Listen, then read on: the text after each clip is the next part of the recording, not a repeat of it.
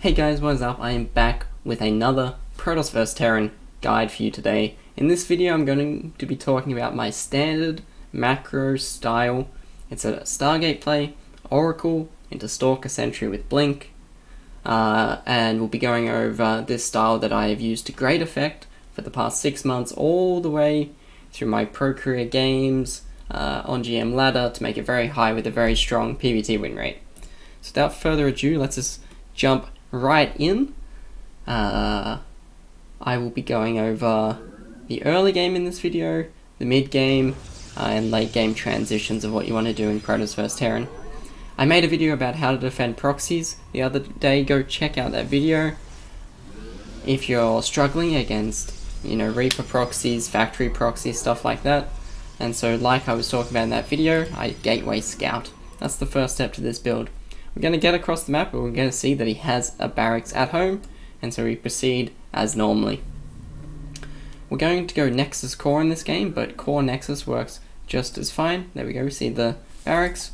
So we expand, immediately add the core, then the gas on 21, and on 22 the pylon at the front. The build order for this will be available in the description below, so be sure to go check that out. Our first unit out of our gateway will be a Stalker. We're going to chrono boost that. We're not going to get our warp gate.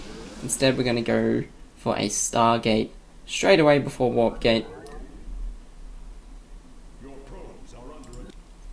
One thing that I'm doing is I'm just on the other side of the map, harassing, being as annoying as I can. I force him to take off. It just delays his command center as much as possible.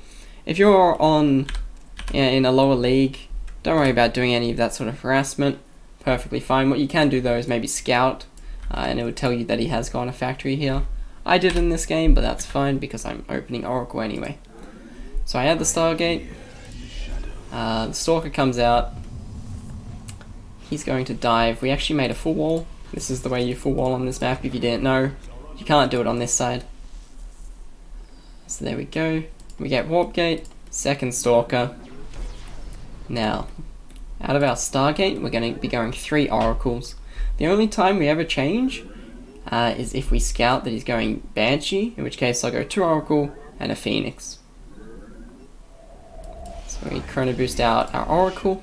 Good tip for you guys is as you start your first Stargate unit in both Protoss vs Zerg and Protoss vs Terran, build a Pylon. It means you won't get supply blocked.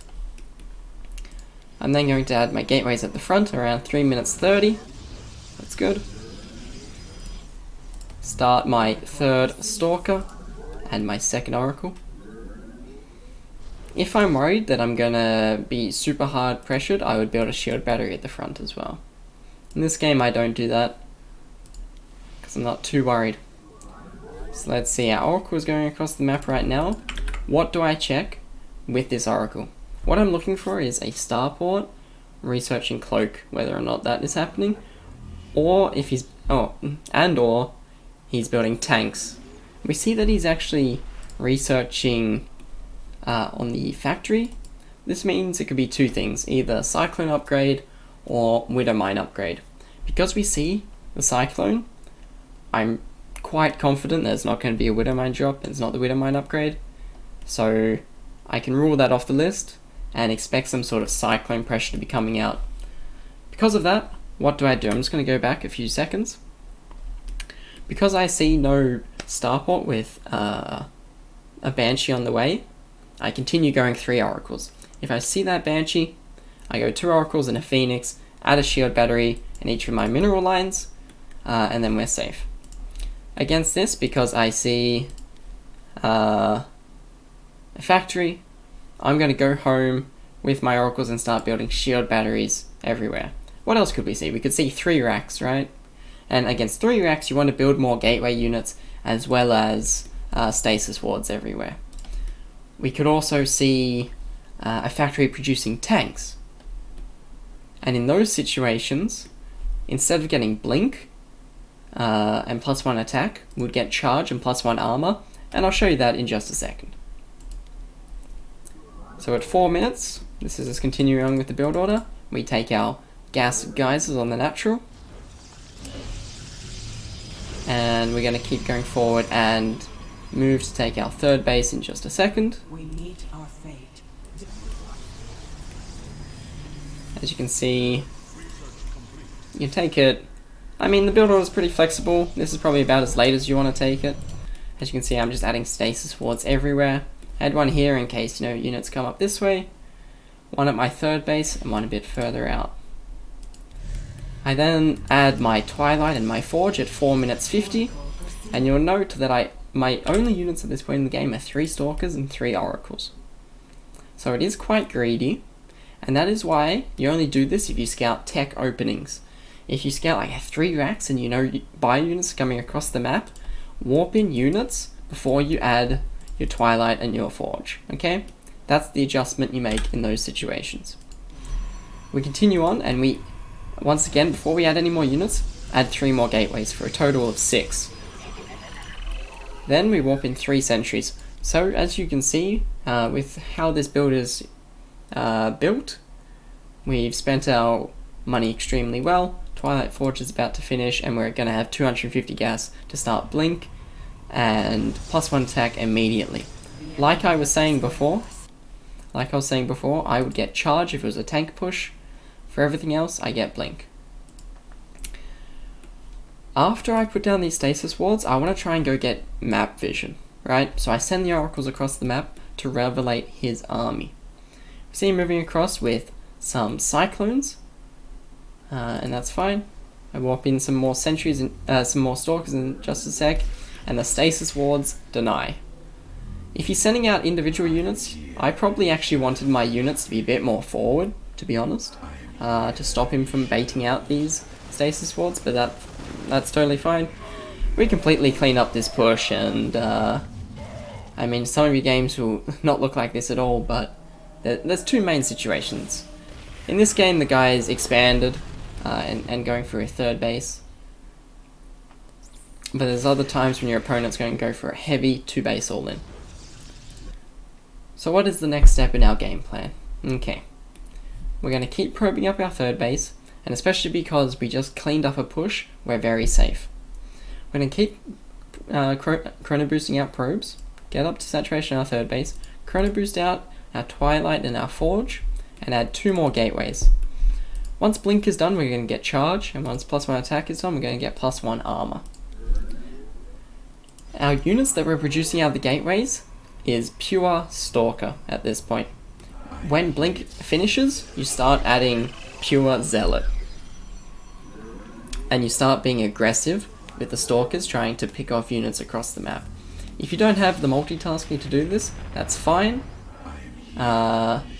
Leave them at home, leave them in your main base to defend a drop. And, you know, just mass up charge lots. So what do we see? We see a tank, we go Revelate, we know we're very far ahead. In this game, I just want to be massing charge lots because I still don't see a third base. And until I see a third base, I don't have to be worried about teching up. So keep going. I'm going to counter attack with my Stalkers because Blink is about to finish. Just try and snipe as many medevacs as I can. Constantly trying to put Revelation on his army. Managed to snipe a medevac, which is really nice. You notice I've started warping in Zealots. And that's just what all my warp-ins are going to be now. Pure Zealot. Constantly revelate his army. Now, what happens next? This looks like he's taking a third base, so I do just double check that he is. And against a third base, a player who's not really attacking, you want to start teching up. If you're being attacked constantly with a 2 base all-in, you just need units. You just need Zealots, Stalker, Sentry, right? But now that I see he's doing this, I'm going to add gases on my third base. I'm going to start my Templar Archives as well, and a Robo. I'm also going to go and take a 4th base in just a second. Now, if he was to push across at this point in the game, he's just going to be cleared up by this massive Zealot force, so we're entirely safe. We can start teching up, getting that storm going, getting our double forge. So I'm just going to speed up. In this game, he plays extremely passive. He just sits there, building, you know, sensor towers and whatnot. So after I start Storm, and I get a Warp Prism, to use a High Templar in the Warp Prism, I'm also going to be teching up to double Robo with Colossus, just because he's not attacking me. If he was attacking me, I'll just stay on Templar for a lot longer. That's the change that I'll make. You do see now starts to push out. Like I said, adding that Robo and Robo Bay. This game is really weird. But this setup will hopefully help everyone in their PvTs really take control of the game. If they become aggressive, you just clean it up. I don't really engage this very well. I thought he was actually going to push a lot quicker. So instead I just do a counter attack and sit back just for a moment. So I'm just going to speed up the rest of this replay. It's not that exciting. Nothing much happens. I just do a big counter attack into the main base and have a good engagement. As we can see, big warp into the main. I'm going to snipe +2 armor, which is really nice. Some small skirmishes, but nothing really. No one's really committing. That's one thing I'll say. Don't commit into a siege. Don't commit unless they're going to attack into you. And this game I add disruptors. That's only because I don't have enough supply for Colossus. But if you build Colossus, it's a very nice AMU friendly composition that doesn't get run over. They provide a lot of stability to your composition. Once again, just doing a whole bunch of warp-ins into the main base. And eventually, I'm not actually paying attention to his army, unfortunately.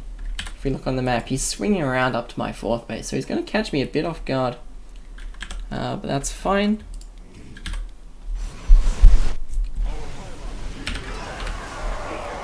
Ooh, let's just watch that again, eh? So he pushes into our 4th base. I'm caught out of position. This is not a great spot for me to be in. But I have the upgrade advantage.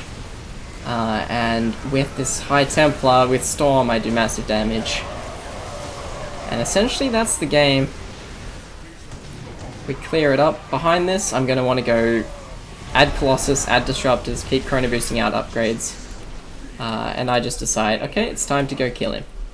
So we push across the map. I'm not going to attack into this planetary fortress. If I had Colossus and some force fields, I would consider it. But because I don't have a lot of army, we just push forward. And that is going to be the game. I hope you've enjoyed. Actually, let's wait. I think he just leaves the game. Does he even GG? No GG. So I hope you have enjoyed this PvT guide. Oracle into Stalker Sentry. I want you to try it out on ladder. Let me know how it goes, and if you have any questions, put them in the comments below and I'll be sure to answer them. Thank you very much, and I'll see you guys next time.